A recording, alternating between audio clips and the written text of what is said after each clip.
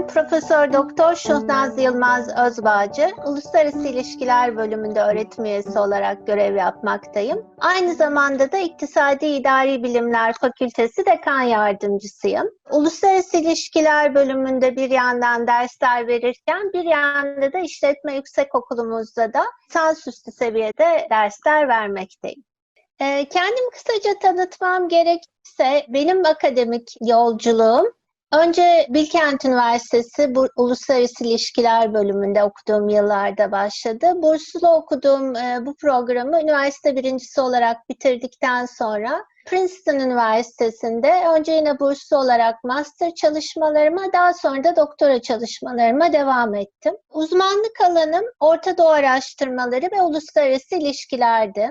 Master çalışmalarımı Dicle ve Fırat nehirlerinin hidropolitiği üzerine yaptım. Doktora çalışmalarım ise son dönemde de çok gündemde olan Türk-Amerikan ilişkileri üzerineydi. Daha sonra postdoktora çalışmalarıma Harvard Üniversitesi'nde devam ettim. Bu dönemki çalışmalarım da özellikle ikili uzlaşmazlıklarda üçüncü ülkelerin rolüyle ilgiliydi ve Türk-Yunan uzlaşmazlıklarında Amerika'nın rolü üzerine odaklanıyordu.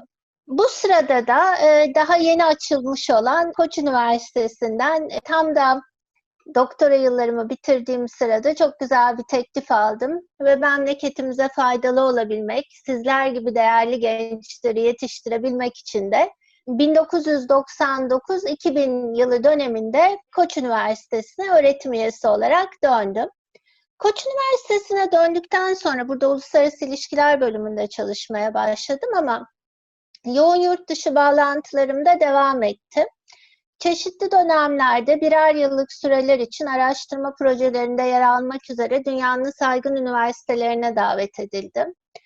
Bir yıl süresince Princeton Üniversitesi'ne, daha sonra 2009-2010 döneminde Stanford Üniversitesi'ne ve en son da 2016-2017 döneminde UCLA Üniversitesi'ne davetliydim. Son davetli bulunduğum dönemde de özellikle Avrasya enerji politikaları üzerine çalışmalar yaptım. Benim genel uzmanlık alanlarıma baktığınızda bu uzmanlık alanları çoğunlukla uluslararası ilişkiler, dış politika analizi, Türk dış politikası, Türkiye, Amerika, Avrupa Birliği ilişkileri ve özellikle de son dönemde enerji politikaları ve su politikaları üzerine ve sürdürülebilir kalkınma üzerine yoğunlaşmış bir şekilde.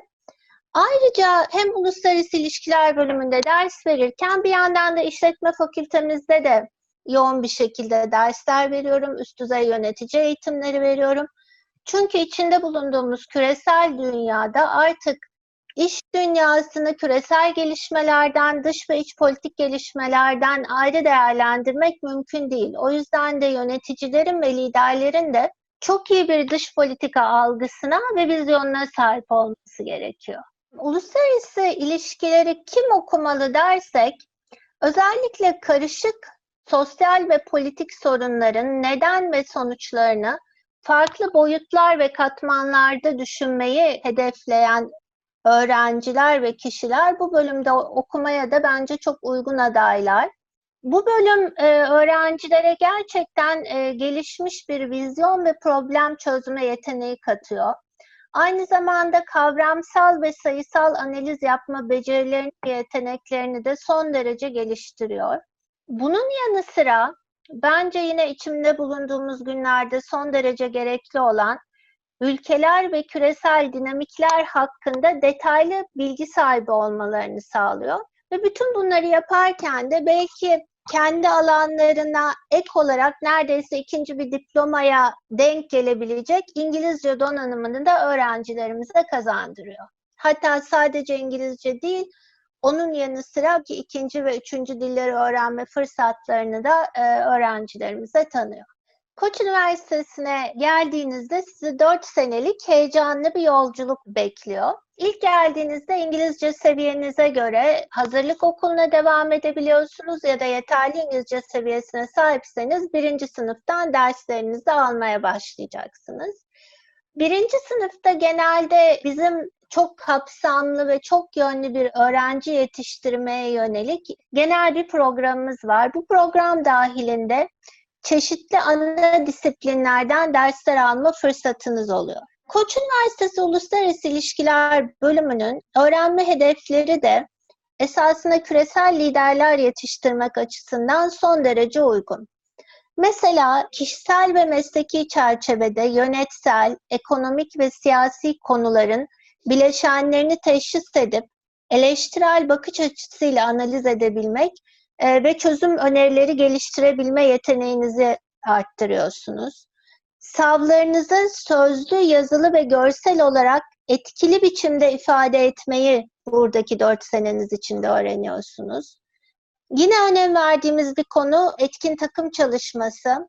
Farklı bireylerden oluşan takımlar halinde değişik projelerde yer alarak ve özellikle de programımızın önemli bileşenlerinden biri olup 4. sınıftaki bu entegre dersimizle takım çalışmasına da aşina oluyorsunuz. Üniversitemiz ve fakültemizin önemli bir sürdürülebilirlik vurgusu var. Küresel, sosyal açıdan kapsayıcı ve etik bir perspektifle sürdürülebilir kalkınmayı hedefleyen ve hayata geçiren bireyler ve liderler yetiştirmek istiyoruz. Yine çok ihtiyacımız olan bir konu, ülke olarak ve bütün dünyada yerel ve uluslararası siyasal problemlere yaratıcı ve etkili çözümler üreten ve bunları uygulayabilmek için temel kavramlara ve teorilere hakim olan bireyler yetiştirmek yine uluslararası ilişkiler programımızın içeriği ve hedefleri doğrultusunda.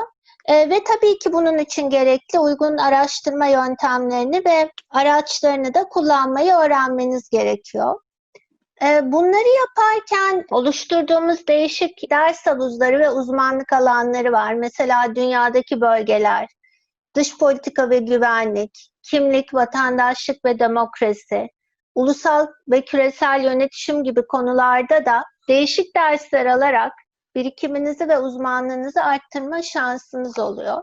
Belki de Koç Üniversitesi'nin en olumlu yanlarından bir tanesi de size hem çift ana dal hem yan dal gibi fırsatlar sunması. Böylece bir yandan uzmanlaşma programlarınızda istediğimiz alanlarda uzmanlığınızı arttırırken diğer yandan da çok daha interdisipliner olan dünyada işte uluslararası ilişkilerle psikolojiyi, hukuku ilgi alanlarınıza göre, işletmeyi, ekonomiyi eğer yeterince ister ve gayret gösterirseniz birleştirerek çok daha yönlü ve çok daha kapsayıcı bir program yapma şansınız da oluyor. Ve bence Koç Üniversitesi'nin yine en güzel ve en özel yanlarından bir tanesi de derslerin ötesinde de öğrencilere sunduğu fırsatlar. Yani bir akademik müfredatımız var ama üniversite hayatı esasında bizim derslerin de ötesinde kendimizi geliştirebileceğimiz ve kendimize bu kadar yatırım yapabileceğimiz belki de en önemli fırsat süresi, yani fırsat alanı. Koç Üniversitesi'nin çok aktif öğrenci kulüpleri var. Uluslararası ilişkiler, pazarlama, ekopolitik, yani düşünebildiğiniz birçok alanı entegre eden, münazara, model Birleşmiş Milletler, kendinizi geliştirebileceğiniz birçok kulüp var.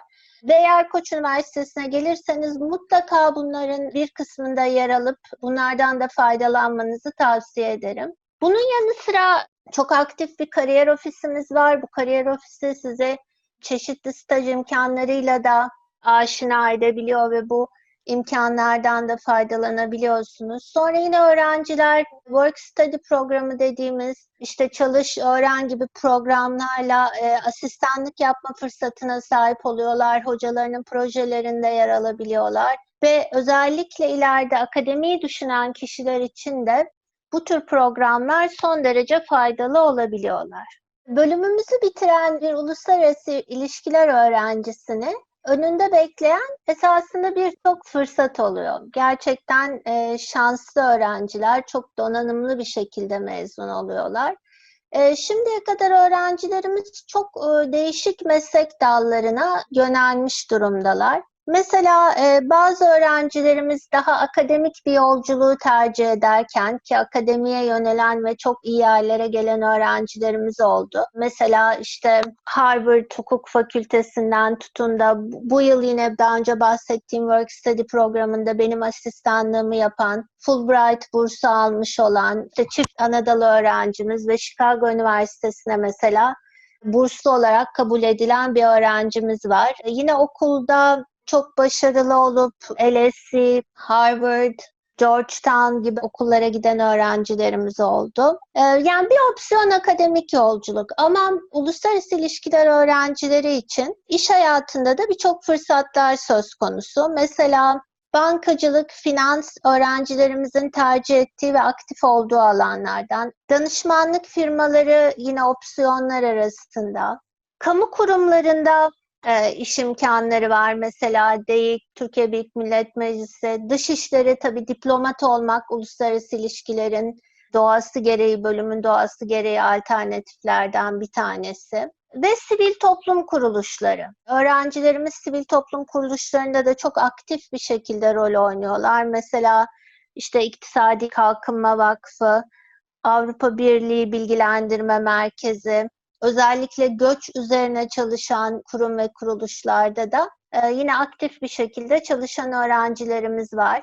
Yine daha önceki mezunlarımızdan medya kuruluşlarında ve uluslararası medya kuruluşlarında önemli pozisyonlara gelmiş öğrencilerimiz var. Öğrencilerimizi değişik meslek dallarında liderlik konumlarında görmek bizler için de gerçekten çok gurur verici. Artık sohbetimizin sonuna gelirken şunu vurgulamak isterim ki gerçekten ülkemizin ve dünyanın etik prensipler doğrultusunda sürdürülebilir kalkınmaya değer veren, bize Atatürk'ün verdiği ilkeler ve prensipler doğrultusunda ilerlemeyi hedefleyen, geleceğe bilimsel verilerle ve aydınlık günlere azimle çalışarak ilerlemeyi hedefleyen liderlere çok ihtiyacımız var. Gençlerimizi de bu yolda ilerlerken koçta olarak kendinizi geliştirme fırsatını bulmanızı da çok isteriz. İnşallah kariyer yolculuğunuzda, eğitiminizde her şey gönlünüzce olur ve bir gün sizleri de öğrencimiz olarak ve daha sonra da mezunumuz olarak görme fırsatını buluruz. Çok teşekkürler ediyor, hepinize sevgilerimi sunuyorum.